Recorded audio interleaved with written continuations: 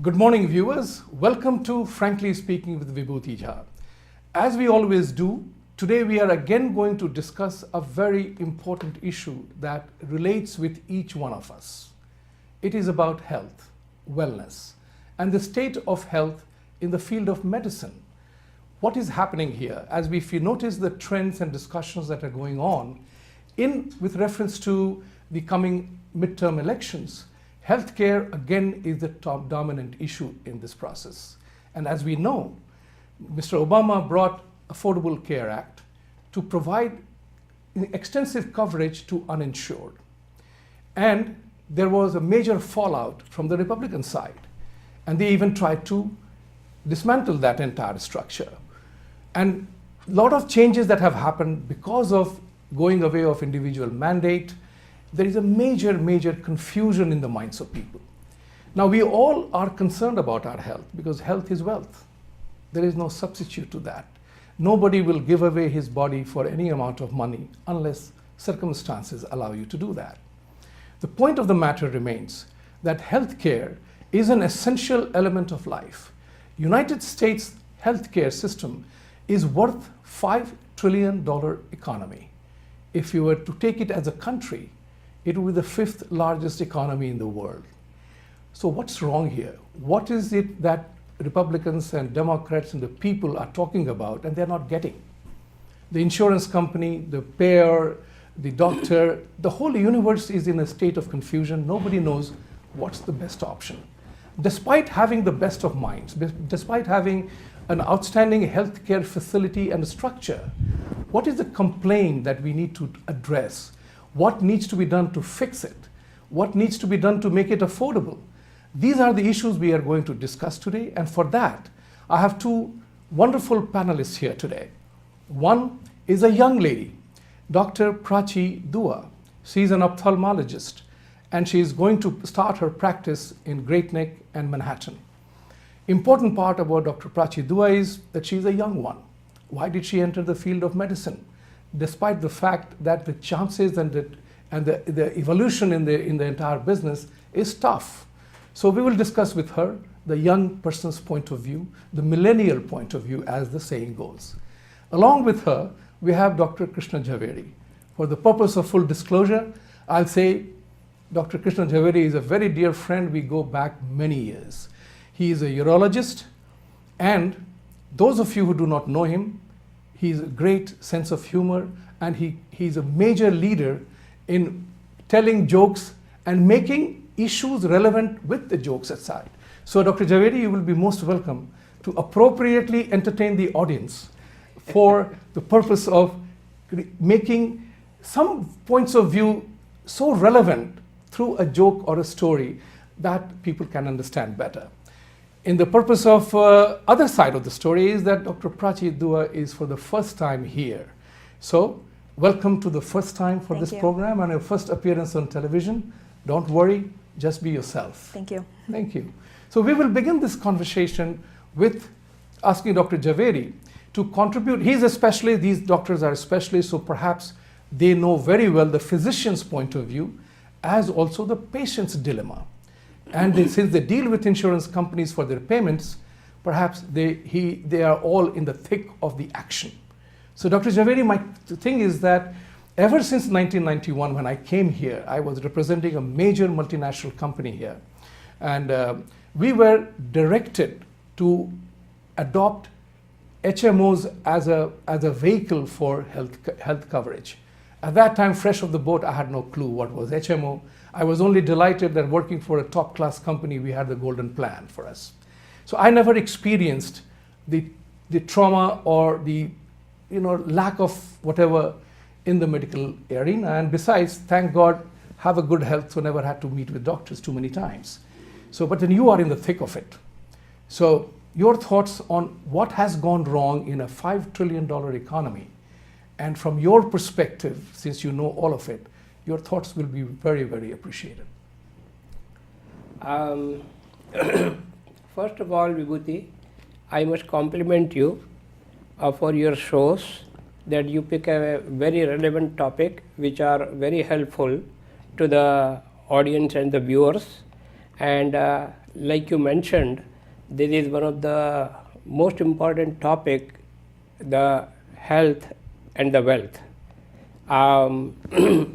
As you mentioned that I was just reading that in 2016, the United States spent $3.3 trillion on the health care.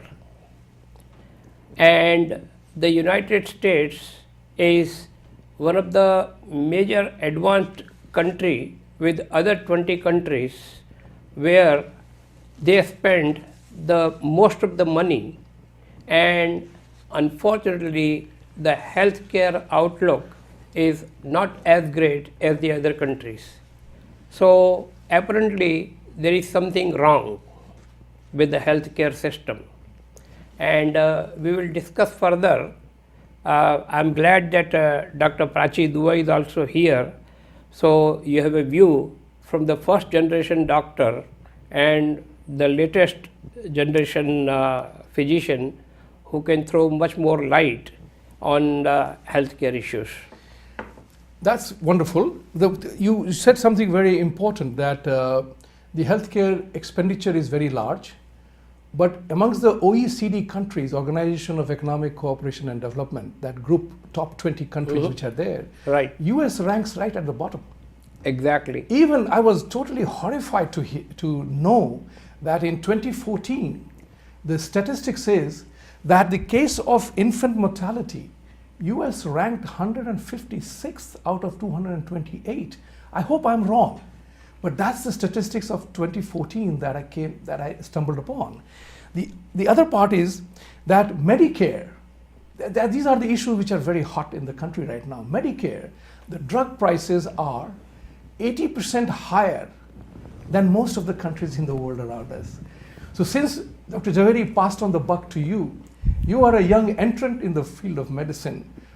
How did you enter the field of medicine? Particularly, I know for a fact that the first generation physicians made boatload of money. And that's not a complaint, that's a part of the process. Your generation of physicians will not make that kind of money because of the severe restrictions put on practice and whatever. So what prompted you to get into medicine? And what is your view that you hear as an aware and conscious citizen and a practitioner? Right. So both my parents are physicians. My father is a pediatrician, and my mother is in physical medicine and rehab. My brother also is doing his training in orthopedic surgery currently. So both my parents are physicians, so that was one aspect. And then the second aspect was that my grandfather, Prakash Lal Dua, he started over 2,200 yoga centers in India. So the reason I'm mentioning his name is that for me, the motivation was never money to go into medicine. It was more about social commitment, social services. I actually took a year off during my medical school to pursue my master's in public health. Went to a lot of community health service programs in India. And my motivation to become an ophthalmologist to begin with was to basically do as many cataract surgeries around the world as I can. So that's where my motivation to pursue medicine and ophthalmology basically comes from. The most learning that I've done throughout medical school is actually by participating in community health service health fairs and just talking to patients, even as a fellow, as a resident at downstate in Kings County Hospital. What are the biggest problems that they basically encounter? And the answer is multiple. One is a language barrier. A lot of patients do not know,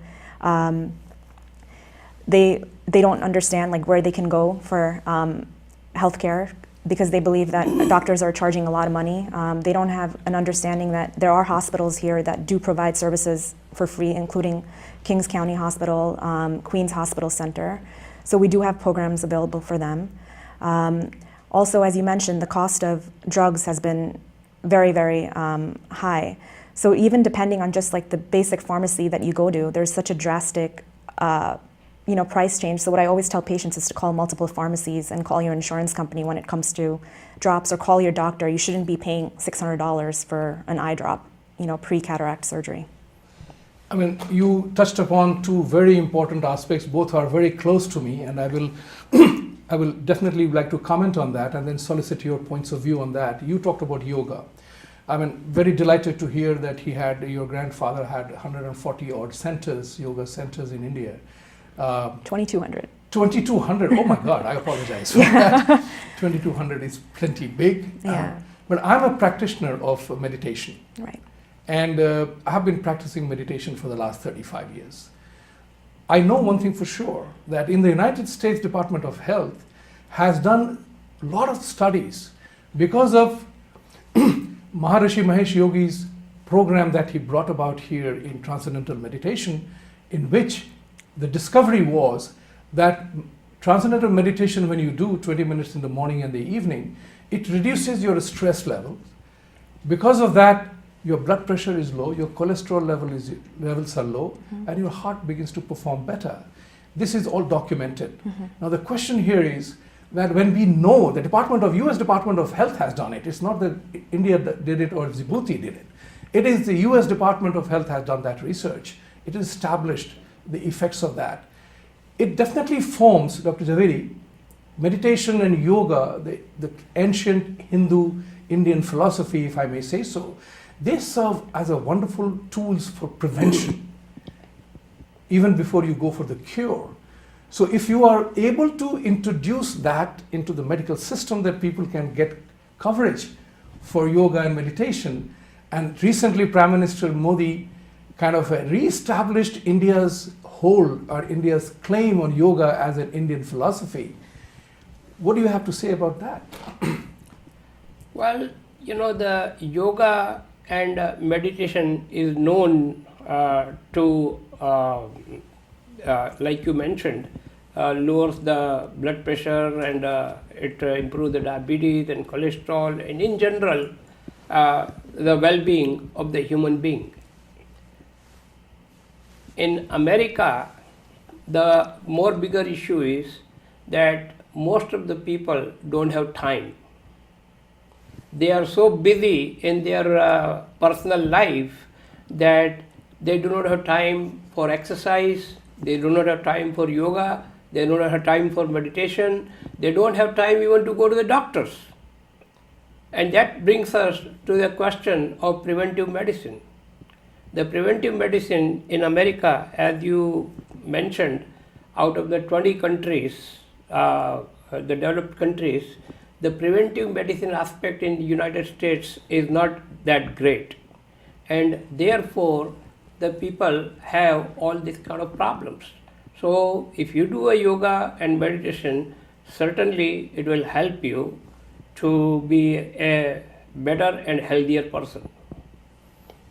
That's good to know. And the question here is again that what about the Indian medical associations and the physicians who are in the primary care physician domain not doing much to advance the cause of this one. The second point that you raised very importantly was the drug costs.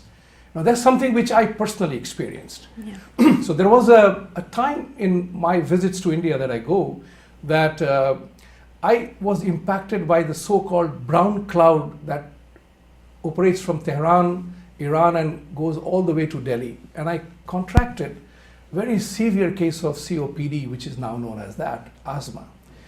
And I went and got certain treatment for that. I was given the treatment, I picked up the medicine from the hotel where I was staying in the pharmacy, and then I was using that. That medicine got over, I went to the doctor here, my primary care physician here, he recommended that. And I just happened to ask the pharmacy, how much does it cost if I had no insurance? I was told it is more than $150. The item that I bought in India, the item that I bought in India was for less than $20. A huge gap.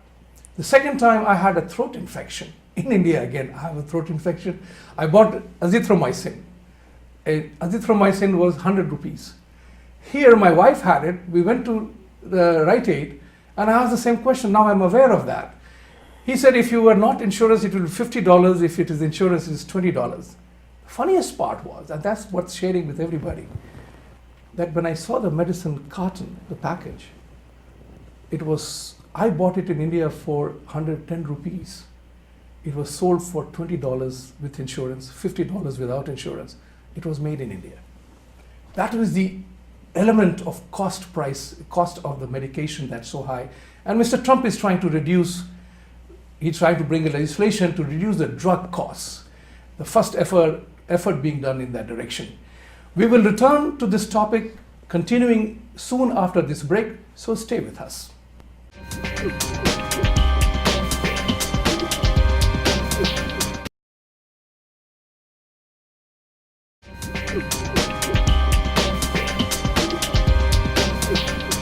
Welcome back. The Affordable Care Act was established to address three key issues. One was the delivery, one was to create awareness, and the other one was to lower the per capita cost.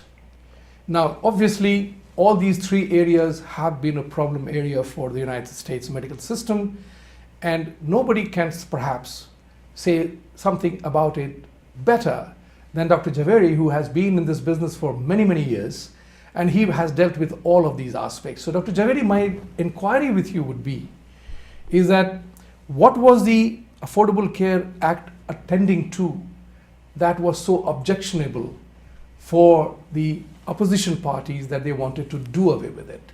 So politics and economics apart, I think myself and our audience would love to hear from you is that of the three issues that were part of Affordable Care Act, what was the problem area? And in your experience, if Mr. Trump were to call you and say, where do I begin addressing the challenge? What would you say to that? Well, the Affordable Care Act started with the idea of reducing the cost of the medical expenses. I must tell you that even today, there are 28.9 million people in the United States who are not insured. The problem with the Affordable Care Act which was implemented by President Obama, and the issues were that, number one, he wanted to insure most of the people who were not able to afford the medical care cost. So he started with the good intentions, but the issues were that the people who were insured with the Affordable Care Act, their, number one, the monthly premium were unreasonably high. Number two, there was a lot of large co-payments and deductibles. And number three, many of the people, they tried to take the Affordable Care Act, but based on their income and their expenses, they were not able to afford it. So these were the major issues, and therefore the people slowly stopped going. And when the Republican Party with President Donald Trump, he came and he reviewed everything, and the Republican Party decided to change the Affordable Care Act. And these were the major issues with the Affordable Care Act. However, the issue remains important as yet. There is a general unhappiness about the entire healthcare facility. So I always say, God bless those who have to encounter health challenges, apart from the regular wear and tear that happens on everybody from time to time. But the point of the matter remains is that where exactly, I was told by somebody who did some research in this area, and is somebody young like you, who said that there are too many tests done. One of the reasons the cost goes up in the US is the screening of the whole thing is defective. I may not have the exact words to ask you that, but would you like to comment on that? I think when it comes to testing, I think that might have had, it was coming in a long way, through lawsuits. So like everybody, I think as physicians, wants to make sure that basically everything's okay for the patient, like 100%. So that's driven healthcare costs. But the other flip side is that we should focus now on preventable screening. So cancer screening. A lot of patients, even though they know that there's such a thing as colon cancer screening, they still don't go. Breast cancer screening. A lot of women, even in India, are being diagnosed with breast cancer, and especially if breast cancer runs in your family, like you should get regular mammographies. But people still are not aware of it or following that. In terms of blood pressure checks, we all know that hypertension is a silent disease, and when patients are diagnosed with hypertension and diabetes, sometimes it's too late. The damage has been done on the retina, in the eye, in the kidney, like on your nervous system. So I think that we do need more emphasis on primary care. We need more primary care physicians. I think that medicine should transition more towards preventive care at this time. This is the common agreement that we need to spend and do more about the prevention than the cure part of it. What must happen on the prevention side today, or that would also mean at the individual levels, people need to take care of themselves better so that you don't fall into a trap of multiple illnesses or connected illnesses, that you have this, you have that, and then there is a problem. So what must happen if you were to advise Donald Trump today, what is required on the preventive side that must gain prominence?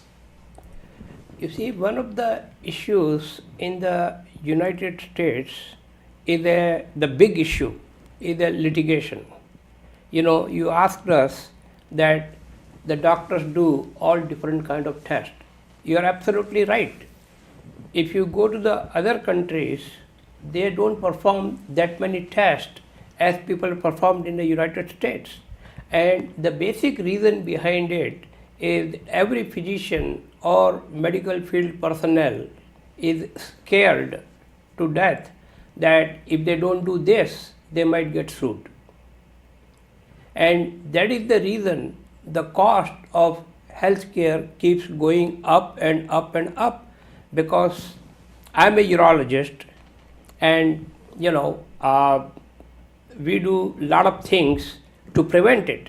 For example, we do a PSA, the prostate specific antigen. It's a simple blood test to find out if a person has a cancer of the prostate or not. If you didn't do it, you are liable. So you got to do it.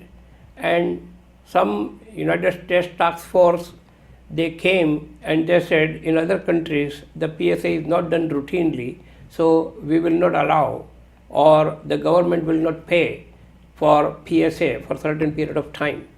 Now that puts us for the litigation that if some young guy, 50-year-old, he came to your office and you didn't do the PSA, you are liable. So that's why the cost of the medicine keeps going up, and that's one of the things that you can prevent. For example, if you did a PSA, you did a rectal examination, which are simple things, and if you diagnose a cancer of the prostate, you can still prevent it to become to the extent where they need millions of dollars of treatment.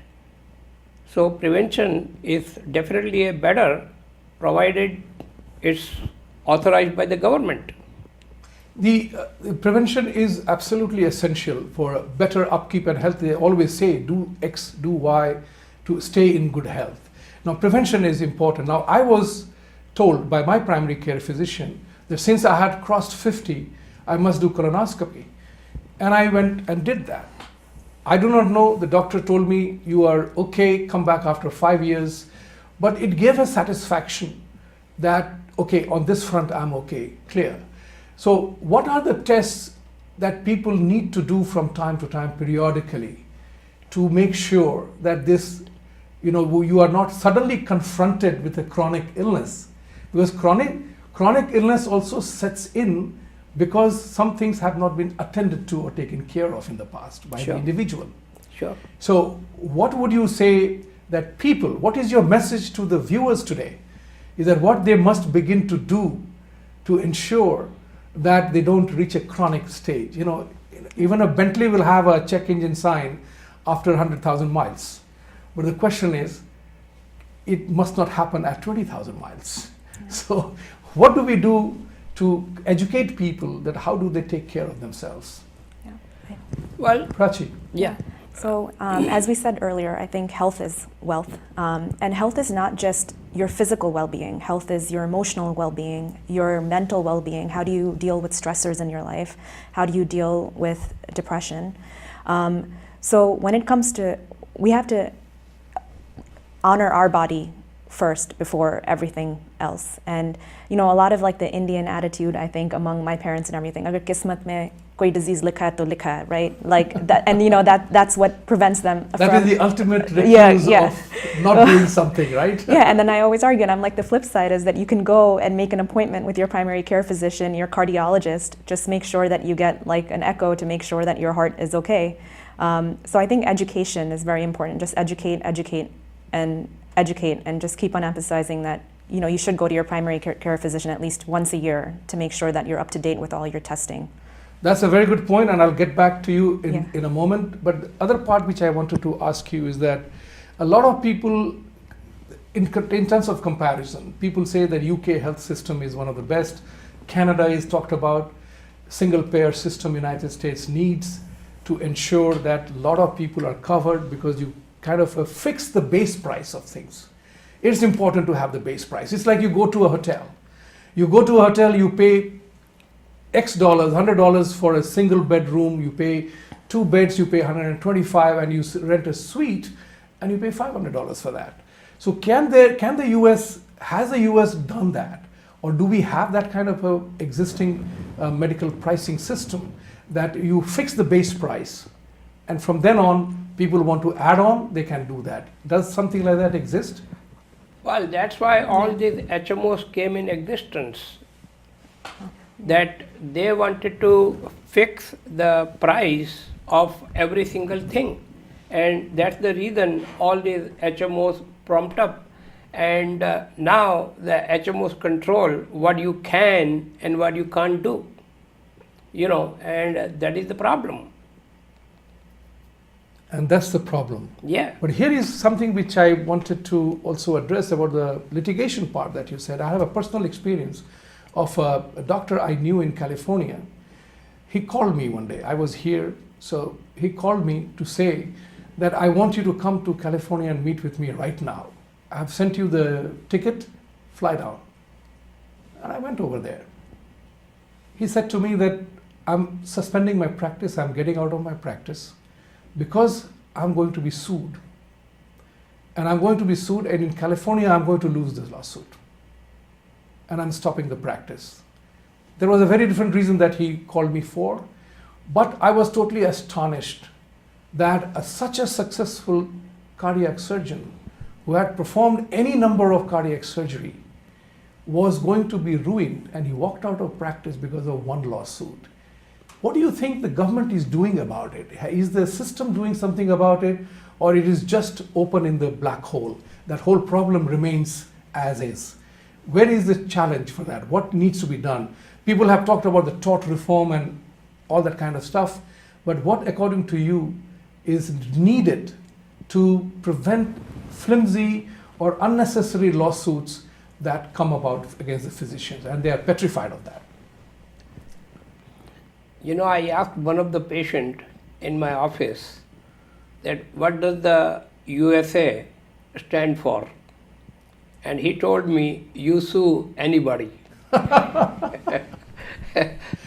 You know, it's a very complex problem because in the United States, there are hundreds of thousands of lawsuits every year. And the insurance companies, they pay millions and millions, if not billions, you know, to settle the claim. And that is why the cost of everything keeps going up. The physicians are paying much more. You know, when I started my practice, I was paying hardly any money for the malpractice insurance. And in recent years, they have skyrocketed. So that is why the cost of the healthcare system keeps going. And if you ask me, what is the one solution that I can tell you? There is none. There is no solution that we can pinpoint and say, okay, if we do this, the cost of the medical system is going to go down. The cost of the medical system in the United States is $3.3 trillion, and I'm giving you the statistics from 2016. So you can imagine what would be in 2018 and 19. I was telling you about $5 trillion, which is the fifth largest economy in the world. Yeah, right. And there is no one fix that you can say that, okay, if we do A1, 1, 2, 3, 4, the cost is going to go down, because it's a very, very complex problem. Prachi, you mentioned to me about you being the president of the API Youth. Yeah. API Youth Wing. What are the discussions the young millennials are having who are new in the practice or just got into practice after years and years of hard work and study and certifications? What is a common conversation about any of these issues that you have done on this?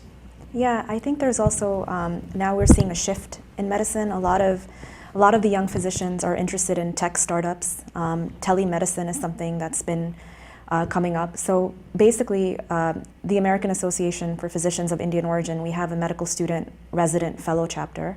And every year we have 2 conferences, one in Las Vegas in February, and the other is as part of the API annual function.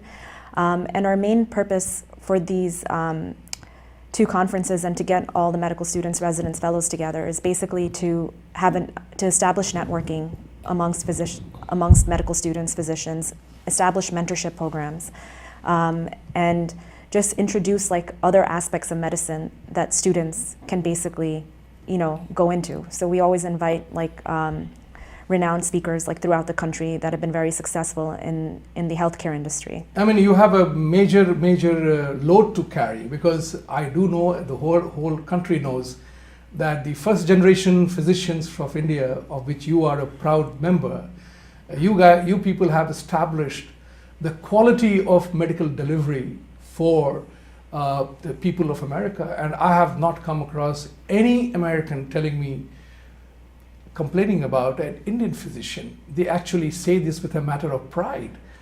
Oh, I have an Indian doctor, he's so good. And your doctors, you Indians are such great doctors. And I want to pay you a compliment to the first generation of physicians to have done so well, and you have a major mantle to carry. Yeah. Before we close this segment, I wanted to share with you something which is very personal to me, and it's about healthcare. It's about luxuries of life. We all aspire for luxuries in life, big house, big car, beautiful car, and everything else. But the most important 4 luxury items we ignore, if we paid attention to that, it will be a major element in your primary care of your own self. One is, get good rest and good sleep. It's very important. Good sleep, as Jason Bourne says in his famous book, Bourne Identity, sleep is a weapon. Use it. A good sleep is essential, and whatever it takes, catch some good sleep. Have good relationships. It's important to have good relationships, because relationships define your personal conduct. Your parents, your brothers, your sisters, your friends, and your neighbors, whatever they are. If you are into a bad relationship, you need not live unhappily ever after. So think about that as the second element. Seek good relationships, and these are all up to you. If a relationship is not good, if you can't maintain a good relationship, walk away from it. Do something about it. The third one, lower your stress level. Whatever contributes to your stress, get out of that. You don't have to do something, you know very well. Intuitively, we know when we are doing the right thing or the wrong thing. So why do anything which causes stress? And if somebody is causing you stress, leave him away. And finally, the time factor. Dr. Jhaveri mentioned that nobody has time to go to the doctor. Everybody, from Raja Ya Rank to presidents to prime ministers, everybody universally has same 24 hours, 7 days in a week. Make use of your time, productive time, good time. If you're having a bad time, stop it. These are all become modern life's luxuries. And I'm saying it is possible to attain that It's all up to you as individual, as a society, as a collective element. We take a break, we'll come back and we'll talk about another very important segment of health. Stay tuned.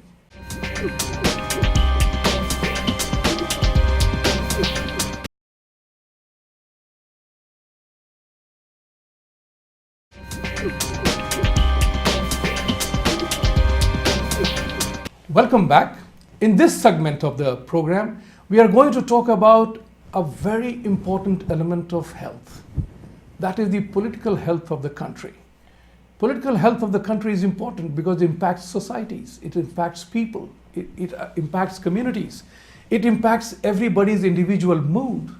And the mood is a function of what we hear, see, and determine our reaction to that. So the political atmosphere is very important because leadership lives in politicians. Because they are the ones who are leading the country. Out of 350 million people, we have 400 plus congressmen, 100 senators, 1 president, and then the administration. These are leaders. They set the mood. Currently, the political health of the country looks very shaky, very dangerous. Because you had, on the one hand, a major shooting at a Republican baseball game in which Congressman Scalise virtually died. He is still going through rehab and recovery. On the other hand, you have another supporter today who sent massive amounts of 12 or 13 pipe bombs. Now, none of them exploded, no damage was done, that's a good thing. But that is impacting the societal conversation. We are getting divided. So political health of the economy of the country is also important because that sets the tone and agenda and the mood of the nation. So Dr. Jhaveri, I would like to hear from you because you have been in the American way of life for many, many years. And I have seen from Bill Clinton onwards, that's the time when I came. And I have seen the political mood decline, the lack of leadership and the way the whole system is getting vitiated. Your thoughts as an aware and educated person, as a citizen of this country, what must happen on both sides of the aisle? I mean, we have access to congressmen and legislators. What are we talking with them? See, you were asking me before that what are the solutions to fix the health problem in this country? The solution comes from the top, from the political system, and unfortunately what happens that one political party sets an agenda for the healthcare system and somebody else comes in the power and then change the whole thing. So the healthcare system is never fixed. So in my opinion, the whatever laws and healthcare problem has to be initiated, it has to be at the highest level of the government. At the highest level of government, that's fine. That's definitely the leadership brings down and the whole thing percolates down. Right. The question which I want to hear from you is about the political health. I mean, you see on the TV, anytime you switch on TV, want to hear news, you are bombarded with negativity. X saying Y saying A, and everybody seems to be at loggerheads. And as I often joke about it, and you have not cracked a single joke yet, is the fact that if you were to elect a representative based on the attacks made by his opponent, that man looks like an evil. And that is the amazing part of the system, that we end up choosing the best of the worst that is available to us. And that's where the challenge lies. Mm-hmm. As a young millennial, you have seen the political atmosphere the way it is, and you will be involved with the process for a very long time. Your thoughts on that? It's been very upsetting. I think that I've been very confused with what my, political views are, like, as I'm growing older. And as you said, like, when I try to watch CNN or like Fox News or any of the news channel, all you see is negativity. What we have to remind ourselves is that we need to stand united as a country. Like, every single person in this country matters. We all help each other to create a society. And the only way that the society is going to go forward is that if you carry every single person with you. So that's where my political viewpoints come in, and I think it's very important that every single person becomes educated about politics if they're not, and go vote, especially when it comes to elections that are coming up.